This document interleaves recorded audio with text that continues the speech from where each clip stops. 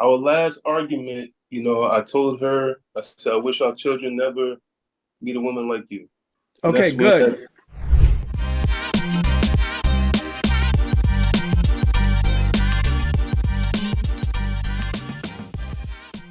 How long have you guys been together in your uh, relationship? we've been together 18 years, married 14 years. Congratulations. 18 years together, 14 years married. All right, got that. All right, so tell me what brought us to where we're at today. Oh, do you have kids? Three boys. Three boys, man. Congratulations, brother. That's Thank great. you. Okay, you got a lot to fight for. All right, so tell me, I got two boys. I'm grateful for them, man. It's a real blessing. So okay, tell me what brings us to where we're at. What's happening right now in the relationship? Just tell me where we're at right now. Well, we're right now is she filed for divorce, but not like legally. Like she gave me some papers, but I didn't get served. She wants me to sign these papers, which is, give her the kids and pay her this and that, you know what I mean, buy out the house and stuff like that. I'm not signing it because, I'm owed alimony and all those stuff like that.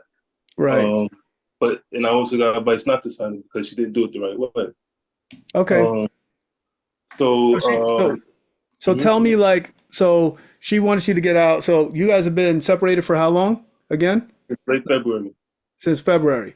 All right, Yeah. so it's not too long separated, and so she gave you papers, they weren't properly filed, so it's not official yet. So good. What what actually brought us? What was the breaking point in your relationship?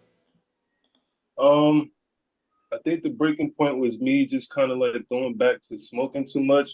I've been, I've had my own betrayals with her in Yeah. the past. Um, and I've not been doing what she would like to do if she feel comfortable with. I've been working Uber. She didn't feel as if that was a stable job. It didn't bring health insurance.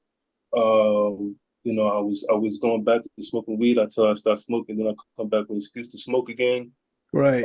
And so, and then we just wasn't connecting, emotionally.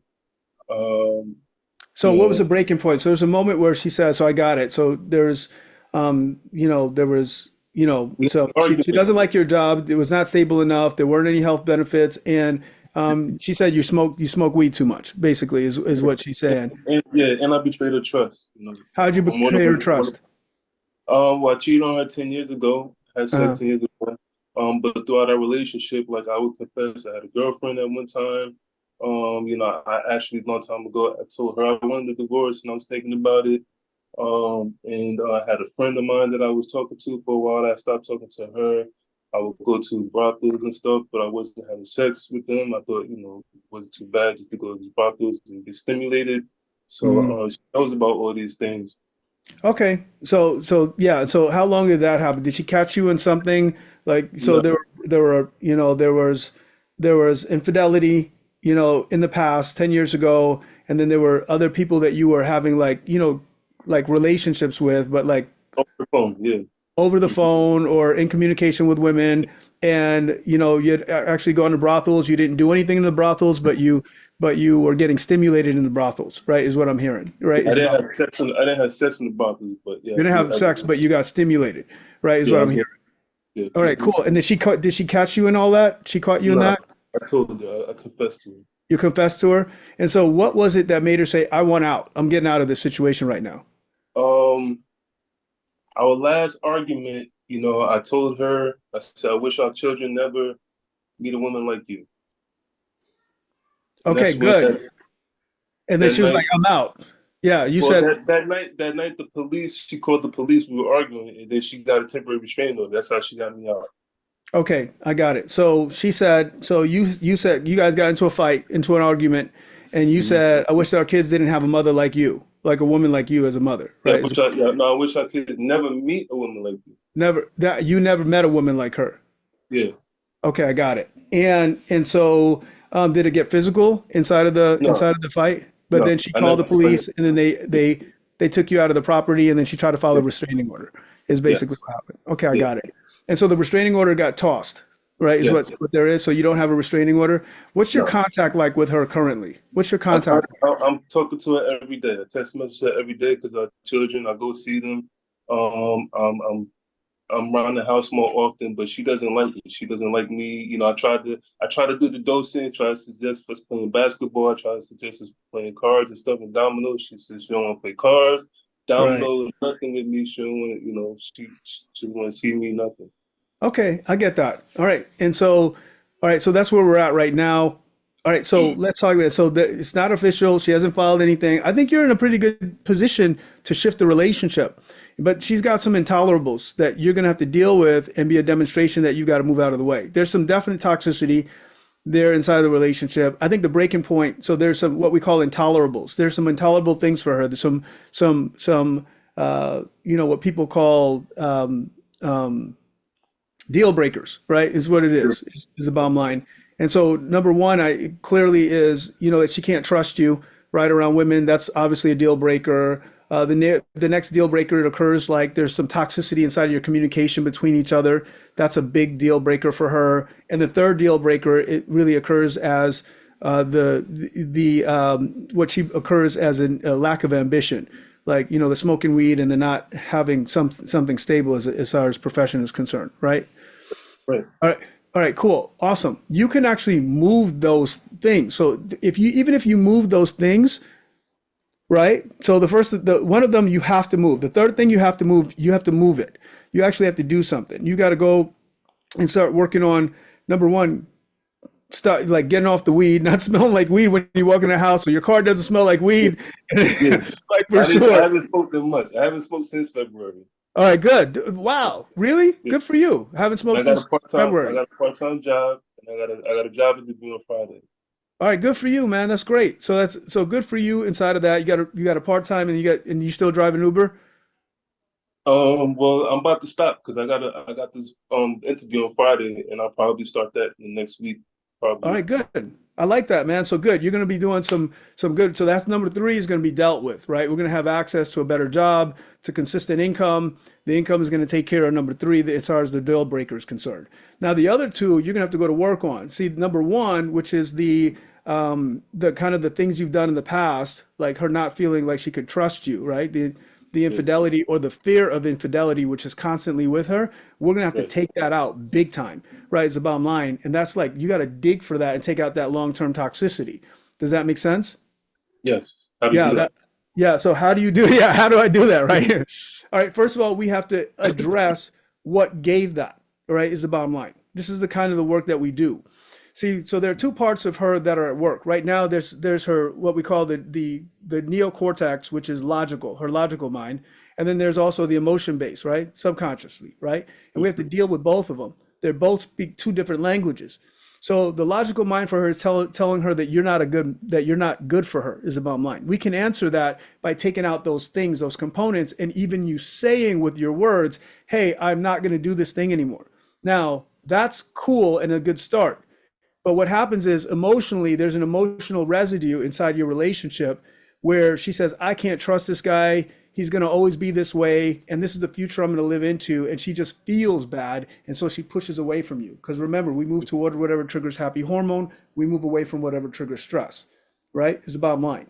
So she's moving away from you because every time she thinks about being with you or you're leaving, you leave the house or whatever, and she doesn't know where you are. Every time you text on your phone, she's feeling some stress over the infidelity and all that stuff. So we actually have to, number one, there are two things that have to happen. I can't explain them on this phone, but this is what we deal with is the bottom line, is that we teach you, number one, how to frame it properly so you say those words so it really clears the toxicity here. But then you've got to now clear the subconscious, the feeling base so that she doesn't feel that feeling of stress and upset every time she thinks about you and thinks about that situation anymore. Does that make sense? Yeah. And so that's what's got to happen. So the first thing that's got to happen is we have to take any of the active triggers out that give her that. That's the first thing that's got to happen. We got to take the active triggers, like, the way that you text on your phone. Like one of the things that my wife has complete access to my phone. She goes through it all the time. No problem. I don't have a problem with it. She goes through my phone. She's got my code, all that. She knows exactly what I'm doing at all times. Not a problem, right? So she doesn't have any kind of stress around those issues with me. At some point, your wife has those stresses. You're not even doing anything, but she's getting stressed out just looking at you be on your phone. Who's she Hmm. texting? Who's he talking to? Is what is going to be there. We got to take those natural stresses out, where you are with her, where she's not worried about that. So those active ones that are there. All right. The next thing is that you're going to have to take out. You're going to have to now be able to, and like I said, I don't have time to talk about it here. We have something we call a cleanup conversation where you actually go in and you tell her exactly why you did it, because you'll know for yourself the programming that gave you brothels, that gave you infidelity, that gave you talking to other people on the side and stuff like that. And literally will take it out of you, and she'll say, "Oh, that makes sense," and then it will allow her to clear this emotional residue that she feels here. Believe it or not, right? That's how human beings works. So we're going to be able to do that. The next thing is that you guys you have toxicity inside your communication. The Hmm. toxicity inside your communication is really what's a real big issue is bottom line. Okay. What I want to say is we're going to have to take out that toxicity. We're going to have to change the way that you communicate with your wife. In other words, all right, and there's a way that you can communicate with her where you're now taking stress out, even in difficult situations, and you're triggering her happy hormone, her oxytocin, right? Oxytocin is, by the way, the bonding hormone, guys. It's the same thing that a mother feels with her baby and a baby feels with a mother. It's the same thing that you feel with your partner that makes you bond with them and spend the rest of your life with them. So you can actually trigger those feelings in your partner. If you hug your partner for 20 seconds, guess what? They release oxytocin. If you speak to them in a certain way and certain things, guess what? You release oxytocin in them. It makes them want to come towards you, is what I want to say. Hmm. And so you can move the situation forward in that way. So you got to learn how to communicate differently, and honestly just be different, because right now I can hear it. You got a temper, right? I mean, not like a physical temper, but when you get upset, both of you, by the way, I can already tell she gets nasty too. Like, she can say things to hurt you, and you say things to hurt her, is the bottom line. And now you can't take them back. And that's the thing. We got to actually shift the way that you actually process your relationship so that those things don't come out of you anymore. So you don't have so much toxicity to go back and deal with. Now we got to deal with all the things you said in the past. And so we got to Yeah. have clean up. We have to clean up the stuff that's been said in the past, that's going to shift that relationship. But the first thing that's got to happen, though, Jonathan, is that we're going to have to, like, one of the things that we talk about is acknowledging it. So if you can acknowledge, one of the things that you could do really is just acknowledge who you've been, taking full responsibility for it without defending it. Yeah. And that's an easy fix. I'm giving you a band-aid. All right. Okay. You need to do my program so I can tell you exactly how to do this. But that's a really good place to start. I mean, without defending yourself, because Right. so many people are defending themselves. The biggest thing that you can do is to defend yourself. The worst thing you can do is defend yourself. When we Yeah. defend ourselves or we justify why we did what we did, it never works out for us. Okay? So don't do it. Don't even try to do it. You just need to say, "Hey, I really got that. This is what I did. This is how it happened. This is how it made you feel." That's a very good place to start. And guys, if you can do that, if you can address the what happened, and then you can also address how it made them feel, guess what? It's going to release some of that stress, and it's going to trigger some of that happy hormone. And it's the beginning. Believe it, guys, you can systematically take out the stress, which makes them push away, and you can now start triggering the happy hormone, which is going to make them want to stick around and actually want to get closer to you. Jonathan, I don't think you're that far off. I think your wife's in flux. I think she's in fluctuation. She hasn't made up her mind about anything. You got three boys together, and she doesn't. You still have. You can move that relationship 100%. I know you can if you do the right things. Is the bottom line. Yeah. Okay.